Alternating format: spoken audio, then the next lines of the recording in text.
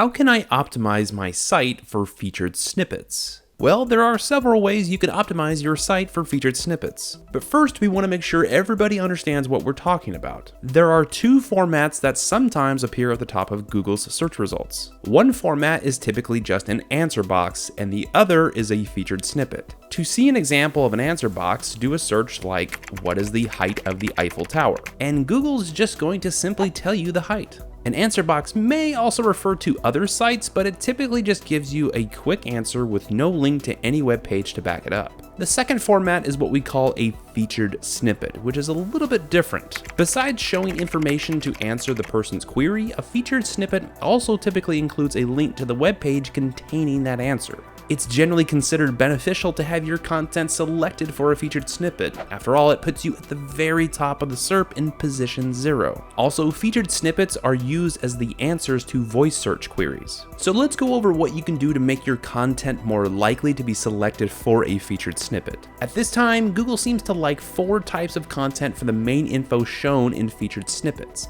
paragraphs, lists, tables, and videos. Now, when Google's spider visits your site, it's going to take notice if you have any of these 4 elements on your pages that might be good answers to search queries. For paragraphs, it's going to determine if you have a section, usually under an H2 heading, that contains paragraph text. So put the question or topic right into that heading, then answer it in paragraph text or up to 50 or so words. The second type of featured snippet is a list, which could either be numbered, which is an ordered list, or just elements with bullets, which is an unordered list. The lists Google pulls into featured snippets tend to max out at 8 items, at least based on recent data, so your content should be somewhere between 3 and 9 items. And they should be a stepwise progression for a how-to type of topic, or a bullet list of standard features as appropriate for the topic. The third component is a table. A table in a featured snippet can usually have 3 to 4 columns and be up to 6 lines long. Structuring your data like this is useful for showing comparisons or factual information that is appropriate for a table. The fourth format is video, and we've seen videos being featured more strongly, especially for how-to types of questions. Remember,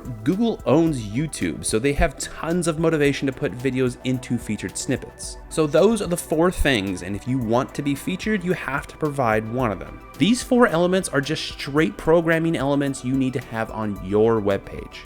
Now, each page's content has to be very careful not to spam or to end up with something that is way too vague. You should be able to answer a specific question, and if you program your page correctly, especially if the top of your page starts with something appropriate for a featured snippet, you have a chance at getting it featured. One more thing, if it appears in a search result and it gets very few clicks, Google is going to stop featuring that snippet because it means people are not interested in that particular answer as much. So it will vary, and there's no way to guarantee a slot as a featured snippet. The first thing we'd recommend you do is to search for your keyword topics and find the queries whose results include featured snippets. If it's a paragraph or a list or a table or a video, then that should be an indication of what kind of content your page should have in order to possibly attract a featured snippet. Next, make sure that you have quality content that can rank. Know the questions searchers are asking about your topics and structure your content so that you're explicitly stating the topic or question above the answer, so that it's clear to search engines what you're answering.